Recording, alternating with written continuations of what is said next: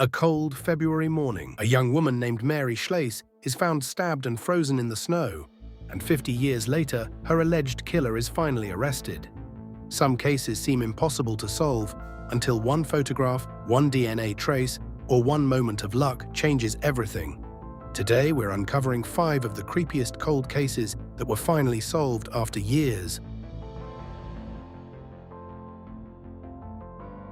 Griffith, Indiana, November 1st, 1981.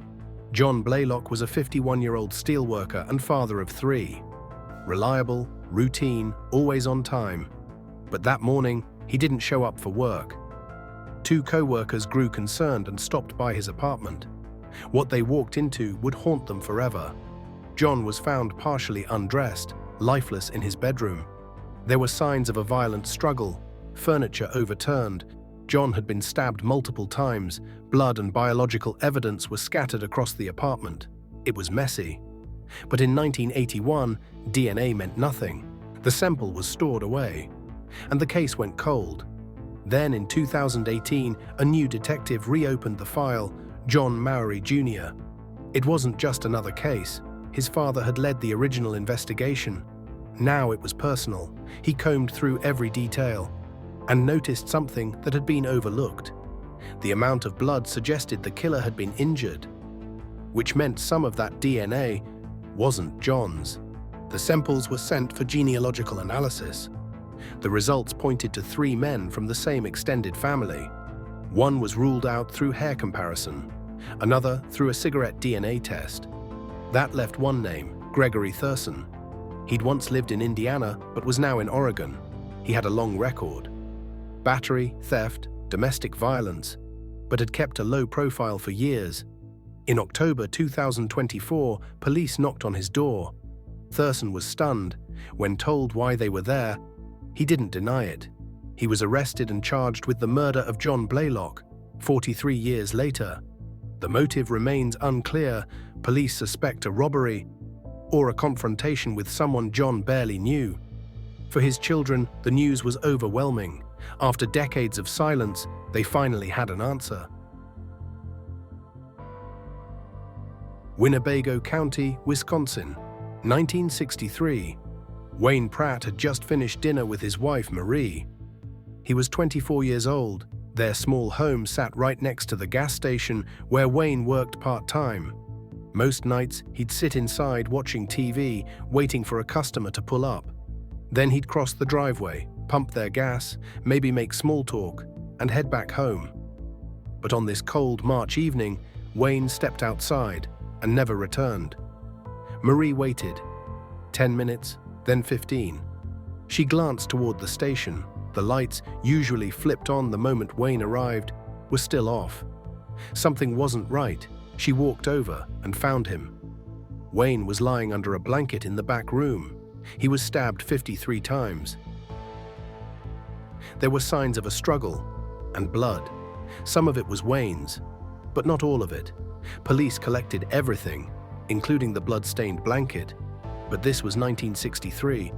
DNA meant nothing. The sample was stored away, and the case went cold. Marie never remarried. She died decades later, never knowing who had killed him. Then in 2011, a cold case unit reopened the file.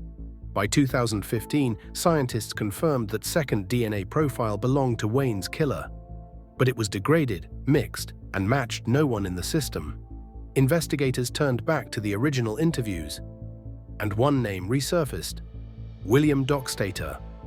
He'd once claimed to be Wayne's friend, but at the time of the murder, he was drowning in debt, behind on rent, and facing jail time for stealing gas. After Wayne's death, Dockstader's wife found a bloody knife hidden in their home. When she asked about it, he told her to forget it. And she did. Years passed. In 2018, detectives tracked Dockstader down. He was in his 80s. They asked for a DNA sample. He gave it willingly. The results came back in 2023. It was a match. But by then, Dockstader was already dead. He died the year before. No trial, no confession, no final words. Just a quiet, undeniable fact.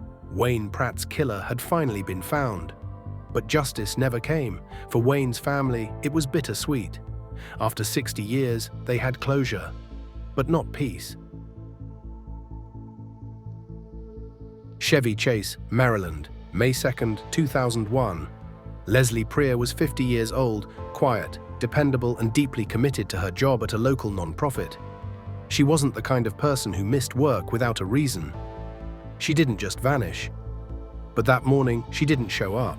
Her manager grew worried after repeated calls went unanswered and eventually reached out to her husband, Carl. Carl headed home and walked into something he couldn't explain. At first, everything looked normal. Then, water on the floor, blood on the walls, a hallway rug, now in the living room, heavily stained. Carl searched the house, calling her name. Then he went upstairs. There, in the master bathroom, he found her. Leslie's body was crumpled inside the shower stall, attacked, killed. Her killer had tried to clean up, then fled. Police arrived quickly. Carl was ruled out. There was no forced entry, nothing stolen. Whoever did this had been there before. DNA was found under Leslie's fingernails. It was submitted to combined DNA index system, but no match. And the case went cold. Years passed. Then in 2022, detectives turned to forensic genealogy. They uploaded the DNA to Family Tree DNA, and a name came back: Eugene Theodore Gligor. He was 44, a record of firearm possession, theft, DUI. But what stunned investigators most? He wasn't a stranger. He had once dated Leslie's daughter. That relationship had ended years earlier, but something had clearly lingered. Police now believe Gligor may have targeted Leslie out of anger or revenge. They tracked him for weeks. Then, a break. He was spotted drinking from a bottle in public. He tossed it into a trash can. Detectives retrieved it, ran the DNA. It matched. Eugene was arrested and charged with first-degree murder. Why he did it still isn't fully known. He hasn't confessed, but the evidence speaks for itself. For Leslie's family, it wasn't the ending they hoped for, but it was an ending. After 23 years, the silence was finally broken. February 15, 1974, Springbrook, Wisconsin. It was cold, the kind of cold that stings your face. That morning, on the side of a rural road, a motorist spotted something in the snow. It wasn't debris, it was the body of a young woman. She had been stabbed multiple times and dumped in a roadside ditch. The only clue: a single stocking cap found nearby. No ID, no wallet, no purse, just that cap. And one chilling question: who was she? Eventually, police identified her as Mary Kathleen Schlais, a 25-year-old from Minneapolis. She'd been hitchhiking to an art show in Chicago. It was the 70s. That was normal then. Mary was artistic, independent, and trusting. Maybe too trusting. Police believed she'd accepted a ride from a stranger somewhere along the way. It turned fatal. There were no known enemies, no troubled relationships, just a girl with big dreams and a road that led to nowhere. For nearly 50 years, Mary's case remained cold.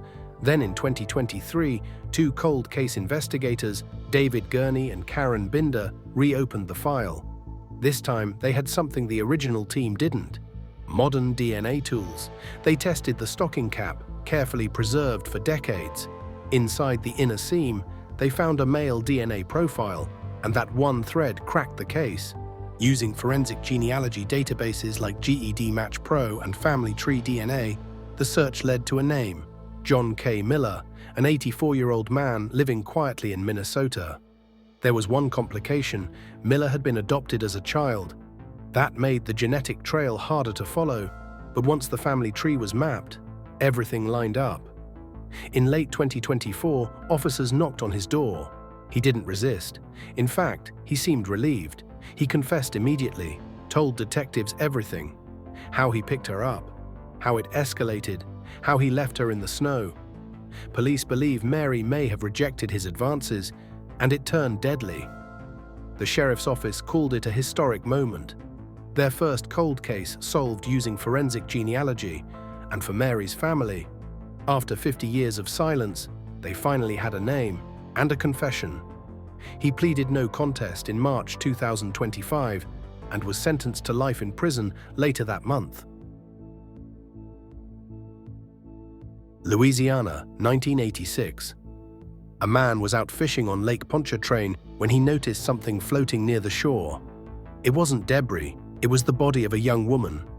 She had been strangled and attacked with something sharp, most likely a knife. But who she was? No one knew. No purse, no ID, and she didn't match any local missing persons reports. Investigators worked with what little they had. She was between 20 and 30, 5 feet 3 inches, 125 pounds, reddish-brown hair, freckles. She had signs of facial reconstruction, possibly from an earlier accident, and a scar on her abdomen suggested a C-section.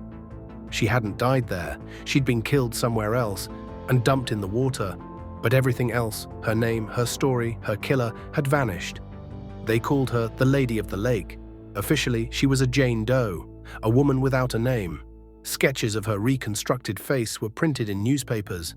Her case aired on TV. Dozens of tips came in. None led anywhere. Years passed, then decades. Until 2022, when a cold case unit secured funding for advanced DNA testing. They sent the evidence to a private lab. And in 2023, they got a name: Pamela Lee Hupp. She had gone missing in 1986, but was never reported. Never searched for. Authorities later learned she'd been living under aliases, cut off from family, drifting from place to place, with no one left to report her missing. Detectives located her surviving relatives.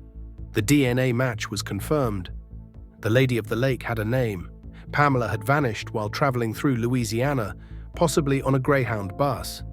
Investigators believe she met her killer along the way, someone she trusted. A faint mark on her ring finger suggested a wedding ring had been recently removed, and she'd been robbed, likely by a partner or someone close. But her killer remains unknown. In 2024, 38 years after she was found, Pamela was finally laid to rest under her real name. Her family, who never knew she was missing, finally had an answer, but not all the pieces fit. And until they do, Pamela's case remains open. From stocking caps to broken clocks to DNA hiding under fingernails, these cases prove one thing: the truth never stays buried. Even after decades, justice has a way of finding its way home. Let us know which story struck you most, and if you want more solved cold cases like these, don't forget to subscribe. Until next time, stay safe and stay curious.